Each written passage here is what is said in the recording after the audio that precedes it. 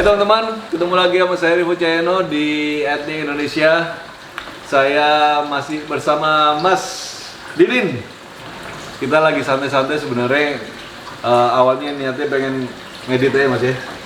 Tapi tiba-tiba Mas Didin punya banyak pertanyaan buat saya. Saya bilang, wis lah Mas, daripada sampean tanya-tanya, mendingan kita buat video, sampean tanya apa, saya jawab. Sekalian mungkin teman-teman juga pengen tahu pertanyaannya. Kayak kemarin-kemarin kan saya yang tanya Mas Didin, ya kan? Sekarang gantian, Mas Didin tanya saya apa yang Mas Didin pengen tahu tentang saya, tentang etnik Indonesia. Karena Mas Didin udah ngikutin perjalanan kita udah hampir 2 bulan ya Mas ya? Udah 2 bulan kok. Udah 2 bulan, jadi Mas Didin sedikit banyak udah mengerti rutinitas saya sehari-hari. Iya. Dan juga pasti dalam perjalanannya pasti ada kecocokan dan ketidakcocokan, mungkin pertanyaan atau apapun. Mungkin kita bisa sama-sama menyimak. Ya, Apa Mas? Apa kabar dulu Mas? Iya. Apa kabar Mas? Apa kabar kok? Gimana? Baik Mas. Mas Didin, Iya. silakan Mas. Mau Oke. pengen apa Mas? Satu waktu pertama kali masuk ke rumah Koko itu ya, Nah, dari pintu masuk saya melihat, jadi waktu Koko produksi memperkenalkan saya gitu kan, barang-barangnya ada api ya Bu? Barang-barangnya api kan? tapi Mas Didin tahu barang api ambe elek itu dari mana ini? Ayo. Nah, dari bentuk fisik karena usia itu terutama. Terus kedua itu karena itu kok belum pernah saya lihat loh. Oke. Jadi hampir sama kayak saya itu masuk rumah itu kayak masuk kayak museum. Iya. Iya benar nggak loh? Ya, banyak orang yang bertamu selalu kebanyakan seperti itu Mas. Walaupun kalau buat saya kadang-kadang kalau buat saya itu karena kulino ya, namanya orang Jawa kan kulino ya biasa aja. Bahkan kalau istri saya kadang-kadang, wah kok udah penuh rumah gitu kan. Makanya kita ada ide untuk buat etnik Indonesia itu museum cafe itu supaya sebagian barang-barang itu bisa di display di sana supaya rumah itu nggak terlalu penuh. Jadi tergantung sudut pandang siapa yang lihat. Iya. Kalau orang seneng sama pusaka, seneng sama barang antik, ya pasti seneng. Tapi kalau orang yang kurang menikmati ya mungkin beda lagi pendapatnya. Kalau saya menikmati gitu. Ya, saya juga. Barang itu. Nah, gini loh kok. Banyak teman saya tuh kayak gini. Karena saya kan produksi di rumah Koko, maksudnya udah jadi karyawan Koko ya. Nah, Banyak teman waktu saya ngopi, kita Koko itu kok seneng barang itu bosmu itu apa sih? Pertama aku ngomong mungkin karena si Korufi itu karena emang dia seorang kolektor dan mencintai barang-barang kayak Tosanaji, barang-barang yang lainnya juga. Jadi saya juga cerita bahwa di rumah itu emang hampir 60 atau 600-an barang koleksinya Koko. ya, Apalagi yang di atas belum itu termasuk. Koko. Lah, ada suatu kepuasan atau gimana kok? Mengejar ambisi untuk menjadi seorang kolektor atau ada suatu kepuasan sendiri kok? Gimana kok? Aku itu Mas dari kecil udah terbiasa sama barang-barang antik sebenarnya. Jadi papaku itu suka koleksi barang antik. Nah, Tapi dulu papaku nggak koleksi pusaka. Jadi koleksinya itu motor-motor lama, BMW gitu kan. Zaman dulu itu apa sih BSA, Iya, betul. Sandap gitu kan. Iya. Terus lukisan-lukisan tua. Jadi walaupun kita bukan kolektor besar, papa saya itu, tapi saya itu terbiasa. Nah, dalam perjalanannya, ketika saya pindah ke rumah ini sekitar 7 tahun yang lalu, saya itu mulai belajar olah rosol. Nah ini yang belum diketahui sama Kalayak. sama-sama netizen yang di luar sana ya. Iya. Soalnya juga kebanyakan kita Koko ini kan dianggap anggaplah orang-orang Koko itu dari wong Jawa. Bukan orang Jawa ya. Cuman kok suka barang-barang kayak gini. Iya. Ada benturan energi apa enggak, terus pernah ada pengalaman goib atau enggak. Jadi di luar sana itu juga kebanyakan ada nanya gitu. banyak. Iya. Tapi aku itu aslinya orang Jawa. Karena aku lahir di Jawa. Semua orang Jawa. Yang dipegang kulitnya gitu. Iya. Jadi enggak. Jadi kakekku itu namanya Hadi, itu asli orang Pribumi. Jadi lahir di Pare. Menikah sama nenekku orang Tionghoa. Jadi mamaku itu udah campuran Jawa Tionghoa. Bapakku bukan asli lah, keturunan juga. Jadi kemungkinan masih ada DNA sedikit. betul, iya. Masih ada. Jadi dari cilik itu ya, dari kecil itu aku lihat engkongku itu atau kakekku itu yang asli Jawa itu punya keris. Jadi keris itu yang dipercaya sama engkongku nyelamatin nyawanya berkali-kali. Betul. Pada suatu hari pernah juga cerita, jadi waktu kita kecil-kecil itu Mas, kita cerita-cerita dari nenek keris itu pernah nyelamatin rumah dari kebakaran, terus bisa goyang sendiri itu, jadi cerita-cerita kayak gitu itu udah nggak asing gitu. Nah, waktu kita udah mulai meranjak ke udah mulai settle, karena memang kerjaan saya kan memang bukan antikan. Mas Didi kan tahu saya kerjaannya di bisnis import hewan. Iya, betul. Jadi nggak ada hubungannya dengan antik-antikan atau nggak ada apa. Begitu kita mulai mempelajari tentang meditasi, kita belajar untuk mengikuti kata hati ya. Olah rasa kan. Olah rasa itu rasanya sing enak sing dia itu dimeloki kan. Nah, tapi dalam perjalanannya sebenarnya awalnya itu hanya mengagumi istilahnya candi-candi, mengagumi pahatan patung, perunggu-perunggu gitu ya. Tapi dalam perjalanannya kita mulai mempelajari tentang energi pusaka, mulai mempelajari tentang kegunaan fungsi daripada pusaka segala macam. Nah, repotnya kalau orang udah ngikuti rasa, itu kan kadang-kadang ono antike. Iya. Ya kan? Ya, Mas Didin ya pernah lah pasti dalam perjalanannya kita ngikuti rasa, tiba-tiba kita pengen budal Jolotundo, budal, kungkung gitu kan. Jadi olah rasa itu yang akhirnya membawa kita ke sampai sekarang ini.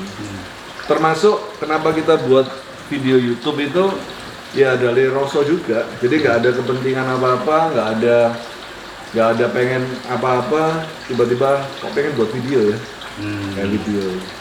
Kok pengen apa ya itu? Pasti kan punya pusaka yang pertama kali. Ada. Tuh. Pusaka yang pertama kali mungkin nggak tahu, mungkin dikasih Ada. atau emang dari warisan dari kakek, pasti Ada. itu ada kan. Jadi sesuatu hal itu pasti ada awalnya tuh. Ada awalnya. Itu keris, tombak atau apa tuh? Trisula. Trisula ini. Kok Belum pernah tak ceritain. Pak tiba-tiba dikasih, maksud itu warisan atau emang? Enggak. Tarian. Oh, oke. Jadi barang-barang dari alam Ya, ya. dari alam. Baru pertama kali dapat Trisula. Jadi gini, dulu aku kan seneng koleksi patung arca-arca tua gitu kan. Nah di patung itu kan ada arca Dewa Siwa ya. Iya. Kan pakai Trisula. Pakai Trisula. Termasuk Ganesha, waktu Ganesha. patungnya Ganesha pun ada Trisula kan. Nah aku sempat tanya sama guru spiritualku gitu kan. Aku pengen punya pusaka Trisula. Tapi aku nggak mau pusaka Trisula yang cuman, karena waktu itu belum ngerti pusaka ya. Pengen pusaka Trisula yang punya kekuatan. Ini sedikit ngetes juga sebenarnya. Ngetes gurunya. Iya. Ngetes itu bener gak sih kan? Iya. Jadi kita kan sering kali dengar pusaka tarian atau apa ini bener nggak gitu. Nah suatu hari, ayolah aku iseng aja wes. Aku pengen lihat ya apa sih orang narik temenan nggak? Iya. Nah waktu dapat Trisula itu sempat ada kejadian yang membuat aku percaya akan energi pusaka. Oh, gitu. Jadi buat itu ternyata pusaka itu mempunyai suatu kekuatan dari Sang Pencipta. Benar, betul. Kapan-kapan kita review pusaka kita. Saya mau nanya Gur, soalnya waktu saya baca-baca komen-komennya di beberapa video, coba, itu rokok apa sih Gur? Orang sih takut, itu rokok apa sih? Rokok pin. Aku gak wani ngomong Gur. Rokok Gur pin. ngerti. Iki rokok enak. Rokok apa Mas? Iya, aku mau nyoba rokok. Santai. Oh ini berarti Gur ya? Orang-orang nanti, wah ini sponsor rokok ini. Nah biasanya ngomong. Nah ini rokok pin ini punya teman kita yang ada di Kudus. Abang kita yang ada di Kudus punya pabriknya. Penghobi pusaka juga, seorang pemerhati budaya juga. Jadi kita ikut support. Coba dulu. Nah terus gini kok. Pokok itu kan belajar semacam kayak olah rasa ya. Berarti kan ada hari atau tempat atau jam maksudnya tertentu untuk orang-orang ngomong itu semedi, meditasi. Mungkin aku bisa jelaskan dikit lah Bu, untuk meditasinya, olah rasanya aku kayak gimana? Sama nggak sama orang-orang? Kalau saya sih biasanya di atasnya jam 12 Bu. Malam. Jam 12 malam saya mandi keramas, itu kan, terus baru saya pakai dupa atau pakai minyak kadang, terus baru saya meditasi. Ya orang punya cara beda-beda. Yang pertama kali kita kalau ngomong meditasi itu kan kita bicara tentang keheningan ya. Iya betul. Kita kalau di bahasa Jawa itu belajar mati ya. Iya. Urip sakjroning apa sih? Urip sakjroning mati sakjroning urip. Jadi kita belajar mematikan tubuh kita, mematikan pikiran kita, mematikan keinginan kita. Kita hening hanya antara aku dan Sang Pencipta. Nah, jamnya kalau kita secara disiplin ilmu sing aku pelajari, kita ambil jam itu atas bawah Mas. Kalau aku ya, jam 12 malam atau jam 6 pagi. Atau jam 12 siang, jam 6 sore. Jadi itu kita ambil energi alam itu yang tertinggi. Berarti leluhur kita dulu waktu terah atau leluhur kita mungkin juga sama kayak gitu. Mereka pasti mempelajari juga ilmu astronomi, ilmu Titan, ilmu energi terberat itu kapan gitu kan. Purnama saat-saat gitu kan. Banyak sekali orang menyerap energi alam. Saya nanya lagi. Tapi beda loh Mas, orang itu kalau menyiapkan waktu untuk hening, sama dulu saya ya, itu beda dalam arti gini. Kalau dulu ini sebelum kita belajar tentang hening, menenangkan pikiran, kita itu sering ngawur ngambil keputusan, mengikuti hawa nafsu. Nah, saat kita ngawur ngambil keputusan, akibatnya kita akan mengalami banyak sekali percobaan dalam hidup kita atau masalah gitu kan. Tapi waktu kita mencoba untuk belajar hening, kita ngikutin rasa, itu banyak kejadian dalam hidup saya itu yang membuat keputusan-keputusan itu menjadi lebih baik. Betul. Jadi kesuksesan itu sebenarnya didapat ketika kita mengambil keputusan yang benar. Betul. Dalam setiap masa. Bukan berarti nggak ada masalah loh. Nah, orang salah kalau kita, aku tak ngelakoni meditasi apa supaya nggak ada masalah, itu salah. Ya, benar. Yang benar adalah ketika ada masalah kita mengambil keputusan yang tepat. Kadang-kadang kan hanya karena masalah kecil, keputusan kita emosi, akhirnya masalah jadi gede kan gitu. Padahal hal yang sederhana kita buat jadi luar biasa, akhirnya kita mengalami banyak permasalahan. Jadi hening itu penting. Terus gini kok, kan ini kan ratusan pusaka.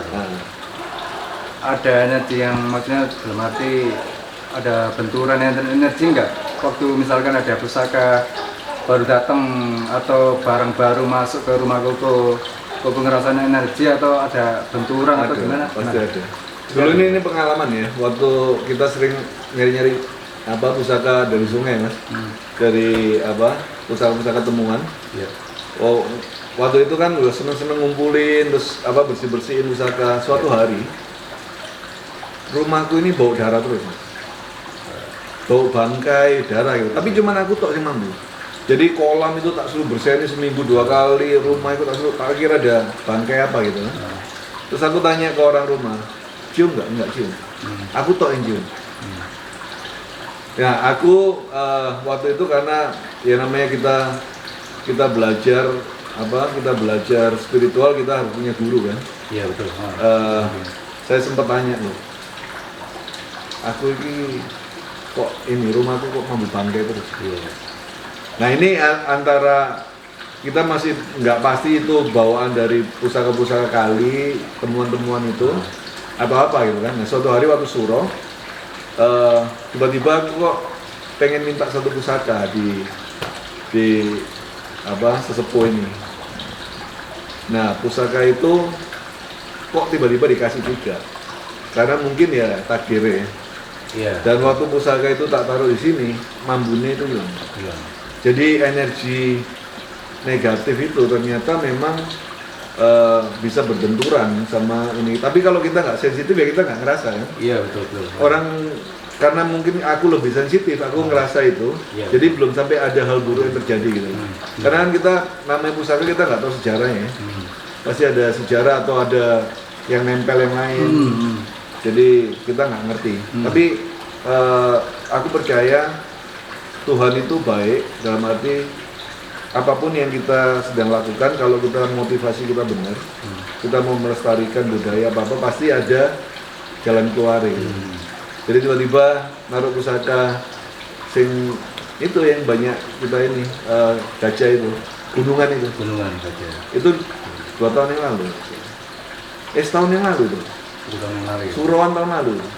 Tak taruh itu langsung hilang. Bau bangkai. Bau bangkai. Nah itu kalau misalnya diteruskan mungkin ada hal yang buruk mungkin ya. Benar kok. Itu kalau aku dari cerita-ceritanya kok sih, itu kayak energi bawaan dari luar kok. Jadi bawaan dari luar itu ikut sampai masuk ke rumah. Iya. Karena koko itu kan satu rumah ini kan koko yang paling sensitif, akhirnya ya frekuensinya sama koko. Bisa jadi. Ada energi yang besar. Nah, untuk menghilangkan energi yang seperti itu, ya secara logika dengan energi yang positif juga yang lebih besar, akhirnya dia kalah. Akhirnya bisa ternetralisir ya, kalau bahasa sekarang ya. Nah ya, kita cerita ini jangan sampai teman-teman jadi takut juga punya pusaka gitu kan. Karena kita harus percaya bahwa kekuatan terbesar itu ya dari Sang Pencipta gitu. Tapi kita juga harus sensitif akan segala energi yang ada di sekitar kita. Kita cari jalan keluarnya, dan jalan keluar itu sebenarnya dari Sang Pencipta juga. Kalau itu pengertianku sih. Tapi menarik, pusaka itu buat saya sesuatu yang menarik karena kita bukan hanya bicara tentang benda, kita juga akan bicara tentang fungsi, kita akan bicara tentang sejarah, kita akan bicara tentang bakti kita kepada leluhur, kita akan bicara tentang masa depan, kebesaran Nusantara itu ya dari pusaka-pusaka Nusantara juga. Menarik. Ya. Dari aku melihat koleksinya koko itu ya, saya tuh cuma tertarik sama jenis-jenis tombak. Tombak yang di atas itu kan jarang dilihat sama orang. Yang di pinggir itu kan. Nah, itu kira-kira ada cerita pasti. Usianya berapa gitu kan. Terus jenis tombaknya itu seperti apa gitu. Banyak Mas. Jadi teman-teman mungkin ini ya, kita lagi ngomongin tentang, saya punya satu ruangan di atas. Itu yang kita namain sentong, kalau orang zaman dulu kan bilangnya sentong. Sentong itu tempat berdoa atau tempat suci. Jadi tempat itu pusaka-pusaka yang memang kita kumpulin dalam perjalanan spiritual saya beberapa tahun, kita taruh di sana. Nah, dapur, pamor, pakemnya itu masing-masing punya cerita sendiri. Tapi kalau kita bicara tentang Mas Didin pengen suka tombak, itu sebenarnya kan Roso juga kan? Sama kayak gue, iya. Nah, Rosonya itu pengen tombak gitu kan? Tombak. Nah udah punya tombak apa nih? Belum. Oh, harus dikasih ini. Harus dikasih nih Mas Didin. Saya belum punya tombak sama sekali. Oke. Tak kasih satu tombak mas. Wah, ini nggak ada rencana ini ya. Ada satu tombak yang keren banget ini. Wah, Bentar. iki menarik rek. Aku soalnya ya, aku Rene itu ya cuma pingin produksi ya. Aku juga Nggak ada rencana. Gak ada rencana koko untuk memberikan saya tombak ya. Tapi ini luar biasa. Ini tombak bersejarah. Kemarin ini tak keluarin karena rencananya pengen tak hadiahin ke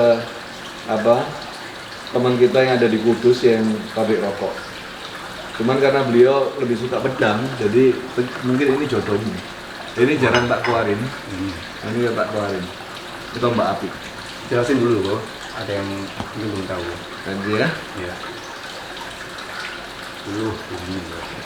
Ini tombak keren mas. Ini yang namanya tombak baru kuping, tapi jangkung. Eranya Mojopahitan. Dan kalau kita ngerti tombak jangkung ini adalah tombak untuk jangkungi. Sebagai yang punya ini harusnya bisa jangkungi kan, harus bisa menjadi kepala rumah tangga yang memimpin, gitu ya. Karena Mas Didi ini kan sangat cinta sama istri. Iya. Istri. Saking cinta itu, ditelepon sampai kelepek-kelepek aku. Habis panik. Oke. Jadi mungkin ini jodohmu Mas. Iki tombak ini memang untuk supaya kita bisa mengatur rumah tangga kita itu bisa jadi pemimpin. Apapun yang ada di bawah kita itu tunduk. Nah ini temenan ini filosofinya. Secara spiritualnya sampai lihat sendiri lah. Boleh. Salah dulu.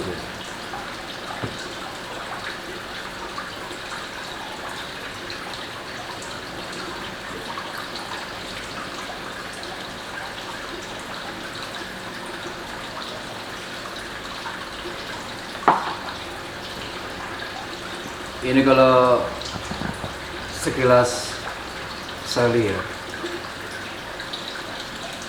benar yang dikatakan Koko dari era-era kerajaan Majapahit. Mojopahitan ya. Majapahit benar. Ya. Aura-aura yang kalau dilihat mungkin ada orang yang lebih sensitif ya. Ini auranya dasarnya putih kok. Cuman lebih dia mendorong ke warna-warna biru-biruan ya. Jadi ada dua lapis putih, nggak terlalu putih-putih solid enggak. Jadi kayak tipis-tipis gitu kok. Baru auranya kelihatan yang lapisan kedua. Itu yang warna-warna biru. Hawanya dingin. Dan betul sekali mungkin sesuai yang dikatakan Koko ya. Pakemnya, fungsinya adalah untuk itu. Tapi gini ini jodoh-jodohan temenan. Oh gitu ya. Jadi kadang-kadang kita nggak ada nyangka kita bisa dapat pusaka yang memang sesuai dengan kebutuhan kita. Ini jodoh-jodohan. Ya, semoga Mas Didi juga bisa melestarikan pusaka Nusantara dan juga bisa menjadikan pusaka itu sebagai alat untuk mempunyai kehidupan yang lebih baik. Ada saya tambahin lagi. Semalam itu saya itu kan karena tertarik sama sedikit-sedikit ada rasa-rasa juga ingin mengerti ya tentang pusaka, tentang tombak. Akhirnya waktu jam 1 pagi karena saya nggak bisa tidur, akhirnya saya ritual sedikit. Saya itu manggil salah satu empu. Itu dari itu empu Supo yang turun yang ketiga. Kalau nggak salah yang daerah mana sih? Bojonegoro itu banyak loh. Tuban. Nah itu loh. Saya itu cuma diajarin cara untuk ngasih minyak. Dari atas itu kayak gini loh, pijet gini. Jadi nggak dioles loh. Nggak dioles. Jadi titik-titik tertentu. Iya. Dari atas terus bawah. Sampai atas lagi. Sampai peksi. Iya sampai peksi. Tuh. Nah. Masuk akal. Terus walaupun baru misalkan kemerdekaan dari tahun 1900-an ya. Nah, itu bisa ada cara sendiri empunya untuk memasukkan energi alam atau energi sesuatu goib. Dia bisa masuk. Jadi itu yang bahasanya orang banyak bilang asma ya? Bukan? Oh, bukan. Beda lagi. Jadi cara-cara empunya ngomong pertama harus ada campuran minyak itu 7 macam gua. 7 macam. Terus setelah dirituali sedikit, kasih dupa, terus dimasukkan bro selama 24 jam. Oke. Nah, ini saya lagi di rumahnya kan lagi nyoba. Baru nanti malam saya coba lihat, ya apa sih perubahan dari energinya, satu tombaknya kayak gimana. Oke. Masuk akal. Gitu bro. Jadi istilahnya Mas Didin lagi belajar untuk mendoakan pusaka itu bisa mempunyai fungsi secara spiritual. Iya. Ya. Jadi itu sangat masuk akal, dan kalau kita mungkin mempelajari dan percaya bahwa apa yang kita lakukan itu dengan motivasi yang benar, Iya. ya mungkin ada manfaatnya juga. Iya. Mungkin kalau orang zaman dulu bisa untuk membuat suatu benda mati mempunyai fungsi yang baik, pasti zaman sekarang pun bisa. Iya. Benar. Walaupun tata caranya mungkin tiap orang beda-beda. Iya. Mantap, wis jodohmu itu Mas. Wah, terima kasih bro. Seneng nggak? Ya senang gue pokoknya ini gak balik bro. Oh nggak balik, nggak boleh. Dirawat baik-baik. Boleh. Ini Mojopaitan. Berkaitan. Mantap. Oke, itu aja Mas. Oke. Kita udah ngobrol banyak guys, thank you. Ini nggak ada settingan, nggak ada rencana. Kita cuma pindah-pindahin kursi aja. Semoga video-video kita bisa bermanfaat, bisa membangkitkan rasa cinta Mas ya, terhadap budaya, membangkitkan rasa cinta terhadap Indonesia. Betul. Intinya supaya kita ini bisa bersatu Benar. dalam apapun masalah Indonesia ini yang lagi bergumul, banyak pergumulan. Kita pengen sedikit andil lah dari video-video kita itu membawa orang itu kembali ke budaya asli kita. Iya. Kita tidak digoncang sama budaya-budaya luar yang kadang-kadang menimbulkan perdebatan dan pertentangan dan perpecahan. Sebaiknya kita bersatu. Ambil baiknya, buang buruknya, nggak harus semua yang kita omong dipercaya. Iya. Ya, tapi intinya apapun yang kita lakukan ini, motivasi kita adalah untuk melestarikan budaya Indonesia. Thank you teman-teman udah nonton video-video kita. Sampai ketemu di video-video selanjutnya. Salam budaya.